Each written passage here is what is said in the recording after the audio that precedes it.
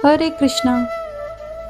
जरा सोचिए कि आप अपने किसी प्रियजन की अत्यंत सेवा करते हैं और संपूर्ण रूप से समर्पित होते हैं, लेकिन वह व्यक्ति आपके अनेक प्रयासों के पश्चात भी संतुष्ट नहीं होता। क्या आपने कभी जीवन में ऐसा अनुभव किया? ये मनुष्य का स्वभाव है और इसीलिए कहा जाता है कि इस भौतिक जगत में हम अपने किसी भी संबंध को संपूर्ण रूप से संतुष्ट नहीं कर सकते। और वैसे भी इस संसार में कोई भी एक जीवात्मा अन्य जीवात्माओं के सुख का कारण नहीं बन सकता। अब आप सोच रहे होंगे, तो फिर इसका समाधान क्या है? क्योंकि कोई भी व्यक्ति किसी न किसी की सेवा किए बिना तो रह नहीं सकता। इसीलिए भगवान श्री कृष्ण भगवत गीता में कहते हैं कि प्रेम पूर्वक यदि कोई भगवान को मात्र एक पुष्प, जल या फिर पत्र भी अर्पण कर दे तो भगवान उससे प्रसन्न हो जाते हैं। और ऊपर से कार्तिक मास तो वैसे भी भगवान को प्रसन्न करने का सुवर्ण अवसर है, और उसका कार्तिक मास में जब एकादशी आए तो फिर क्या कहना। तो चलिए अत्यंत दुर्लभ ऐसे सुअवसर को व्यर्थ ना गवाते हुए देव उठनी एकादशी की कथा का महत्व सुनते हैं। पवित्र कार्तिक मास के शुक्ल पक्ष में आने वाले देव उठनी एकादशी को हरिबोधिनी, प्रबोधिनी और उत्थान एकादशी भी कहा जाता है। एक बार सृष्टि के रचयिता ब्रह्मा जी और नारद मुनि के बीच में संवाद हो रहा था। नारद मुनि ने जब ब्रह्मा जी से उत्थान एकादशी के विषय में जिज्ञासा प्रकट की तो ब्रह्मा जी ने कहा, हे ऋषियों में श्रेष्ठ, मेरे प्रिय पुत्र, कार्तिक मास के शुक्ल पक्ष में आने वाली हरिबोधिनी एकादशी तीर्थ स्थलों में स्नान करने से भी ज्यादा पवित्र करने वाली है। 1000 अश्वमेध यज्ञ करने से और राजसूर्य यज्ञ करने से जो फल प्राप्त नहीं होता, वह फल कार्तिक मास के शुक्ल पक्ष में आने वाली इस उत्थान एकादशी का पालन करने से प्राप्त किया जा सकता है। जो व्यक्ति इस एकादशी के दिन मध्यान्ह में एक समय भोजन लेता है, उसके पिछले जन्म के पाप कर्म नष्ट हो जाते हैं। जो व्यक्ति संध्या के समय भोजन करता है, उसके पिछले 2 जन्मों के पाप कर्म नष्ट हो जाते हैं। और जो व्यक्ति इस दिन संपूर्ण उपवास करता है, उसके पिछले 7 जन्मों के पापों का नाश हो जाता है। सुमेरु पर्वत जितने विशाल पापों का नाश भी इस एकादशी का श्रद्धा और निष्ठा पूर्वक पालन करने से हो जाता है। अब ब्रह्मा जी कुछ भयंकर पापों का वर्णन करने जा रहे हैं, ध्यान से सुनिएगा। जो व्यक्ति इन व्रत उपवासों का अपमान करता है, जो वेदों और शास्त्रों का तिरस्कार करता है, जो दूसरे की पत्नी का संग करता है, जो अत्यंत कपटी व दुष्ट बुद्धि है, जिसकी कोई भी सेवा की जाए लेकिन वह उसके प्रति कृतज्ञ नहीं होता, जो चांडाल की पत्नी के साथ भोग करता है, जो दुष्ट लोगों की संगत में रहना पसंद करता है, जो बिना किसी आध्यात्मिक उद्देश्य के पापी लोगों के घर जाता है और उनके घर का भोजन ग्रहण करता है, जिसका चरित्र मलिन है, और जो साधु पुरुषों की निंदा करता है, ऐसे सभी जीवात्मा मृत्यु के बाद नर्क लोक के अधिकारी बनते हैं। लेकिन यदि ऐसे निम्न प्रकृति के व्यक्ति भी यदि श्रद्धा पूर्वक इस उत्थान एकादशी के व्रत का पालन करते हैं तो उनके पाप कर्म भी नष्ट हो जाते हैं। हमारे शास्त्रों में ये भी बताया गया है कि जिसके पूर्वजों ने भयंकर पाप कर्म किए हैं और अभी नरक की अग्नि में कष्ट भोग रहे हैं, उनका भी उद्धार इस एकादशी के माध्यम से हो सकता है और वे आध्यात्मिक लोक को प्राप्त कर सकते हैं। और सबसे महत्वपूर्ण बात अब ब्रह्मा जी बताने जा रहे हैं। ब्रह्मा जी ने कहा, मेरे प्रिय पुत्र नारद, जो व्यक्ति इस अत्यंत मंगलकारी एकादशी के दिन उपवास रखता है और नियम पूर्वक इस व्रत का पालन करता है, उसे दोबारा किसी माता के गर्भ से जन्म नहीं लेना पड़ता, अर्थात वह इस जन्म मृत्यु के चक्र से मुक्त हो जाता है। इस संसार में ऐसा कोई सुख नहीं जो इसके माध्यम से प्राप्त ना किया जा सके।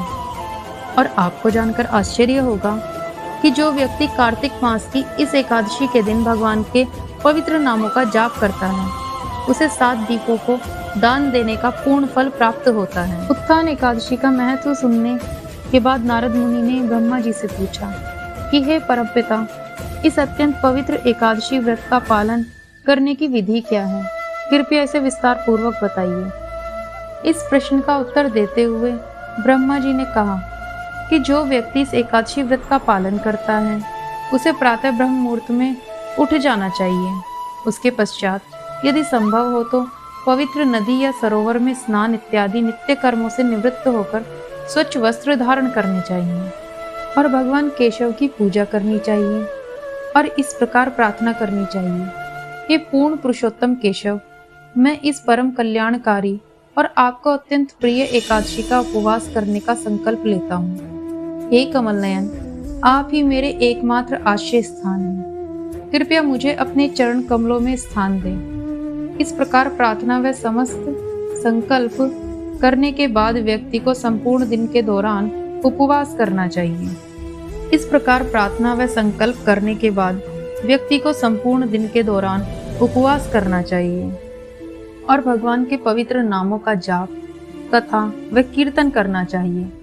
इस दिन भगवान श्री कृष्ण को कपूर, पुष्प और विशेषकर अगरू पुष्प और अन्य सुगंधित द्रव्य तथा फल अर्पण करने चाहिए। इसके उपरांत ब्रह्मा जी ने इस दिन तुलसी देवी के महत्व का वर्णन किया।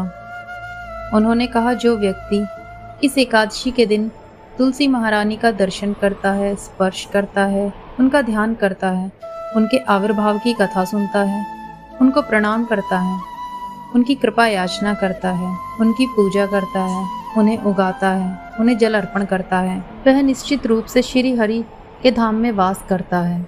जो व्यक्ति इस एकादशी के दिन कदम के पुष्प से भगवान केशव की पूजा करता है उसे भगवान की विशेष कृपा प्राप्त होती है और उसे कभी भी यमलोक का द्वार नहीं देखना पड़ता। 4 युगों तक भगवान केशव की पूजा आराधना करने से व्यक्ति को जो फल प्राप्त होता है वह फल इस एकादशी के दिन भगवान जगन्नाथ को कनेर पुष्प अर्पण करने से प्राप्त होता है।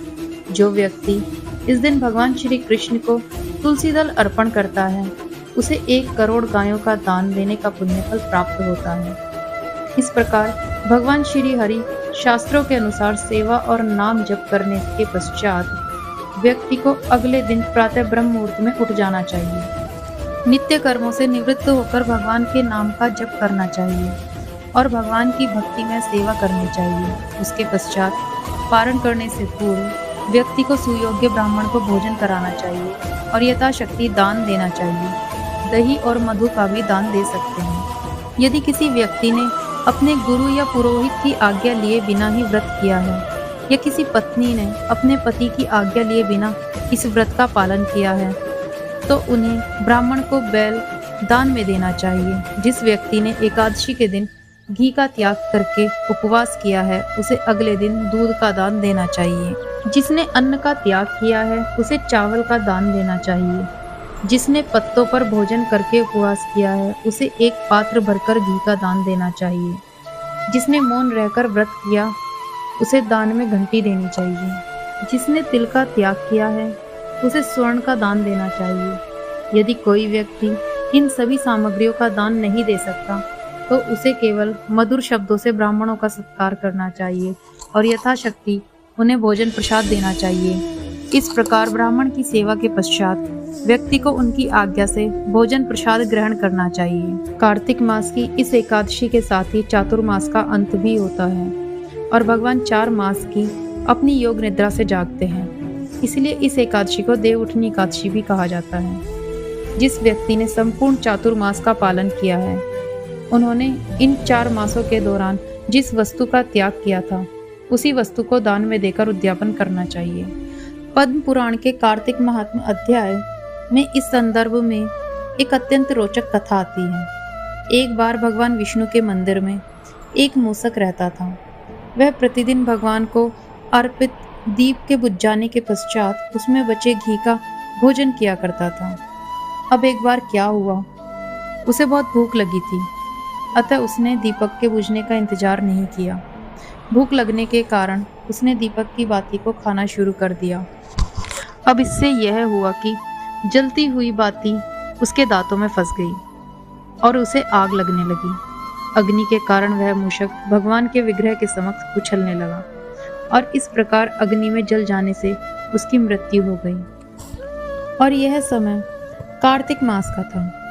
अब आप देखिए वास्तव में तो जलते हुए दिए का भोजन करने के कारण उसे आग लगी थी और उससे बचने के लिए वह उछल कूद कर रहा था। लेकिन भगवान कितने दयालु हैं कि उन्होंने समझा कि यह मूषक मुझे कार्तिक मास में दीप अर्पण कर रहा है और कीर्तन करते हुए मेरे समक्ष नृत्य कर रहा है। और ये सोचकर अंत में इस मूषक को उन्होंने परम गति और मुक्ति प्रदान की। इसका अर्थ ये हुआ कि अनजाने में ही की गई भगवान की सेवा से यदि भगवान इतने प्रसन्न हो जाते हैं तो जरा सोचिए, यदि हम श्रद्धा और नियम पूर्वक अत्यंत परम पवित्र एकादशी का पालन करेंगे तो हमें उसकी कितनी विशेष कृपा प्राप्त होगी। तो चलिए कार्तिक मास के दुर्लभ समय में आने वाली इस परम कल्याणकारी उत्थान एकादशी के व्रत का पालन करते हैं और भगवान के चरणों की भक्ति में सेवा में स्वयं को अर्पित करते हैं। हरे कृष्णा।